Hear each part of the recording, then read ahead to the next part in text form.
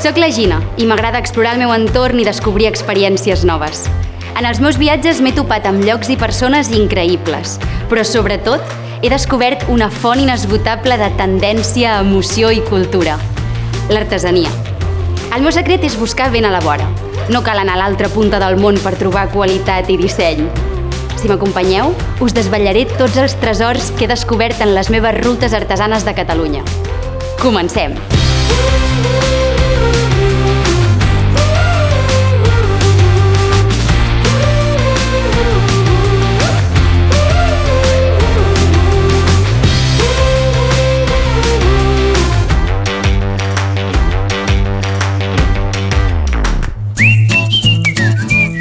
La ruta d'avui ens portarà per cims i valls de postal en un bany de natura on coneixerem persones i animals únics en la seva espècie.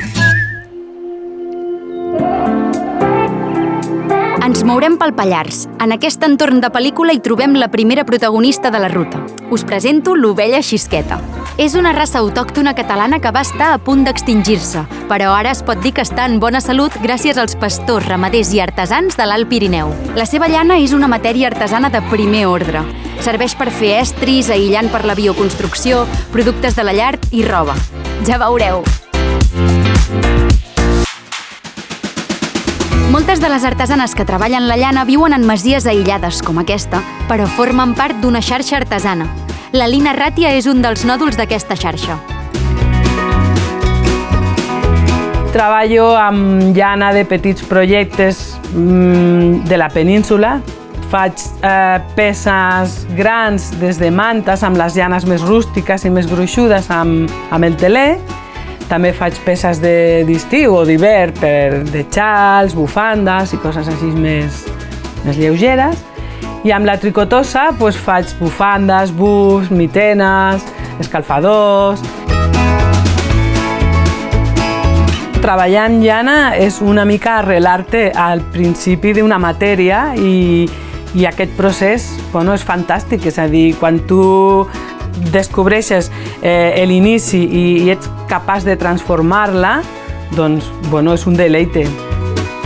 Si hi ha alguna cosa que defineix els productes que faig és la passió. Jo penso que quan una cosa surt del cor i la fas amb passió, doncs no sé com no pot sortir gaire malament.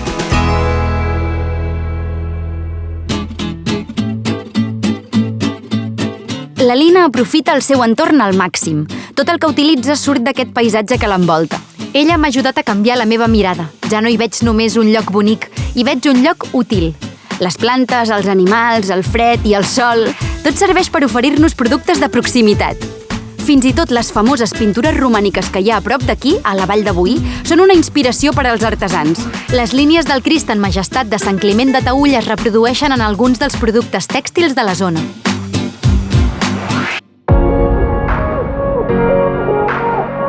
Seguim la ruta. Seguim el nostre bany de natura a Llavorsí, on us proposo l'activitat estrella de l'entorn. Voleu emoció? Voleu passar-vos-ho bé? Doncs cap a l'aigua! De ràfting al Pallars n'hi ha de 1000 tipus i per a tots els gustos. Les aigües braves de la Noguera Pallaresa us ofereixen velocitat, salts, capbussades i ensurts amb final feliç. Només heu de vigilar amb el mòbil, no volem que acabi a l'aigua. Aquest fantàstic riu també proveeix d'un dels productes gastronòmics estrella de la zona, les truites de riu. Si us atreviu, podeu provar de pescar-ne. A l'Escola de Pesca Noguera Pallaresa us ho posaran fàcil. Seguim, ens enfilem cap a Araós, per la Vall Ferrera. Avui la cosa va de submergir-se en la natura i ho farem en tots els sentits, fins i tot l'olfacte. L'Alt Pirineu és un entorn ideal pel cultiu d'herbes aromàtiques, per fer sabons, productes cosmètics i molt més. La Gemma us ho explicarà millor. Nosaltres tenim una hectàrea de cultiu on plantem les plantes i 5 hectàrees de recol·lecció silvestre, en les quals recol·lectem, sequem dintre del nostre secador de manera natural, desfullem sense utilitzar cap màquina i després envasem sempre també manualment. Tot dintre de l'agricultura regenerativa, que vol dir que nosaltres no llaurem la terra, no eliminem males herbes, per nosaltres totes són plantes, herbes que ens col·laboren i ens ajuden a poder seguir amb el procés. El fet d'estar desfullant, aixecar el cap, veure els colors, les olors aquestes que t'envaeixen, que tu estàs fent alguna cosa superartesà amb les teves pròpies mans per poder donar al final el millor producte a una persona que sense tu saber-ho està prenent aquella infusió, és el millor regal de feina.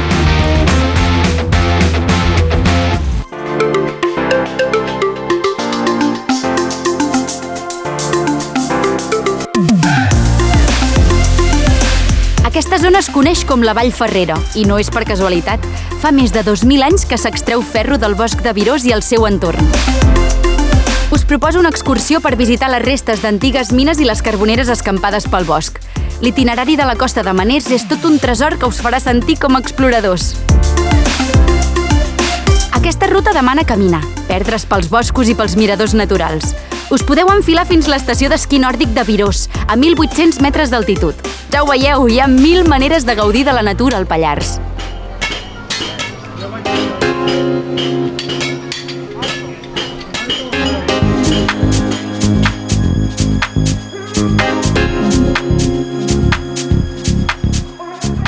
Un cop cada 2 anys, la Vall Ferrera fa honor al seu passat esplendorós i reuneix el bo i el millor de l'artesania del ferro a Alins.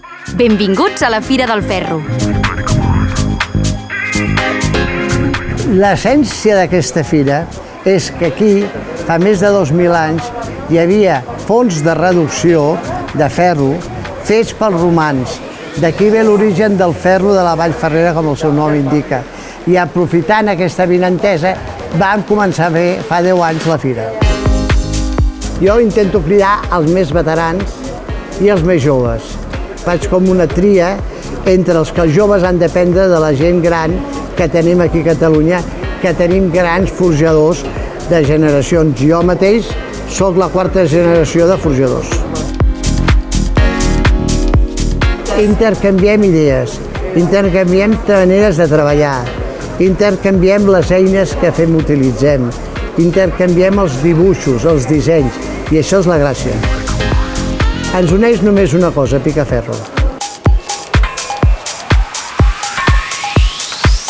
Abans de marxar de Lins, una proposta per als més valents. Si us va l'acció, podeu provar la Via Ferrada, una ruta d'escalada que té la gràcia que és per a tots els públics. Es pot fer la versió fàcil amb nens i la versió professional per als experts. L'última vegada jo vaig triar la infantil. Canviem de vall, deixem enrere la Vall Ferrera i enfilem la Vall d'Àneu fins a Esterri d'Àneu. La vida en aquestes valls allunyades de tot era molt diferent del que podeu estar acostumats. Per això us recomano una visita a l'Ecomuseu, una casa museïtzada on descobrireu tots els detalls de la vida rural. Avui tindrem el millor guia imaginable, el Jordi, director del museu. L'Ecomuseu de les Valls d'Àneu és un projecte que s'inicia tot just fa 25 anys i que el que intenta és recuperar i difondre les formes de vida de l'Alt Pirineu i de les Valls d'Àneu. I en aquest sentit hem recuperat diferents elements patrimonials i un és aquesta casa, Casa Garcia, que ens explica les formes de vida de principis del segle XX i que també ens introdueix en un concepte molt interessant, que és la recuperació de l'artesania local, no? Tots aquests elements de fusta, de cistelleria, de ferro. I hem intentat també tornar-les a posar en valor. Per una banda, recuperar les antigues, però també amb una certa idea de creativitat. El Jordi ens ha volgut presentar un dels artesans fusters, que treballa la fusta d'avellaner per fer els famosos salers de pastor de la zona. Uns estris pràctics i bonics que s'han convertit en el producte artesanal estrella. Al final el que busques és recuperar una mica l'artesania popular. Els salers, majoritàriament els que faig principalment, és de pi. El pi normal, però aquest és d'olivera i m'agrada molt el boix. La fusta de boix és molt dura, costa molt de treballar, però per mi és addictiva. Abans de marxar, deixeu-me que us ensenyi al meu Instagram les 1.000 activitats que organitzen des de l'Ecomuseu de les Valls d'Àneu. Tallers, excursions, activitats infantils... Consulteu la seva web perquè no us les acabareu. I, esclar, no podeu marxar de les valls dels Pirineus sense haver vist una baixada de falles, que són patrimoni cultural immaterial de la humanitat. Estan fetes artesanalment i cada poble té la seva, diferent de les altres. Hi ha alguna cosa de telúrica en veure els fallaires baixar amb la torxa encesa. No us ho perdeu per res del món. Amb les falles ens acomiadem del Pirineu i ens retrobem a la propera Ruta Artesana per Catalunya.